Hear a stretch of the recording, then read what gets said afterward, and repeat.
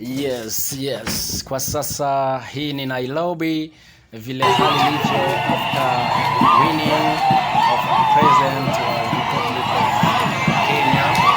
Watu wanasherekea, wanafuraha, bado wanatembea na furaha nyingi zaidi.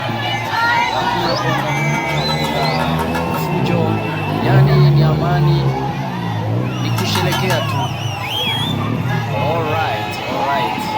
Tunazidi kuwapea taarifa zote kulingana na vile hali ilivyo na vile wananchi wanatembea na wafanyakazi wanaendelea vipi.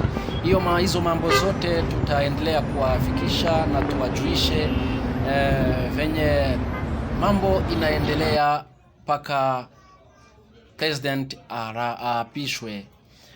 Alright. Ni kwa sasa tena tunazidi kuwaonyesha vile gari zinatembea na vile watu wako kwa sasa.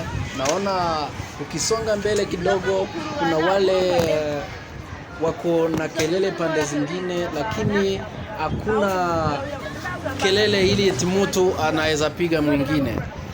Ni vyema acha tuishi na amani, tuishi na watu vizuri, bila kelele, bila ubaguzi.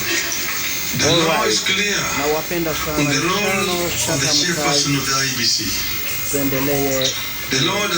kufuata hii channel inawafikisha the powers of a dictator to rule the IBC unilaterally. The IBC is structured as a democratic institution in which decisions must be taken either by consensus or by a vote of the majority. The chairperson and a tiny minority of commissioners have no legal authority to take weighty decisions and proclaim them as the rulings of the IBC. The law on the IBC provides that unless a unanimous decision is reached, a decision on any matter before the Commission shall be by a majority of the members present and voting. Once a unanimous decision is reached, a decision on any matter before the Commission shall be by a majority of the members present and voting.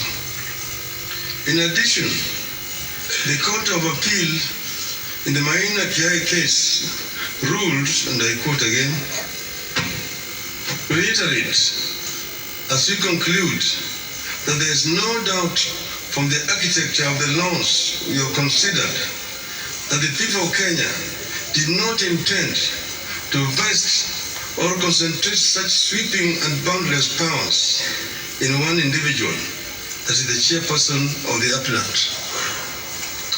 Did not entertain the majority of the commissioners who promptly denounced the results at a press conference. We know what happened next. A majority of the commissioners walked out and held a press conference where they denounced the results.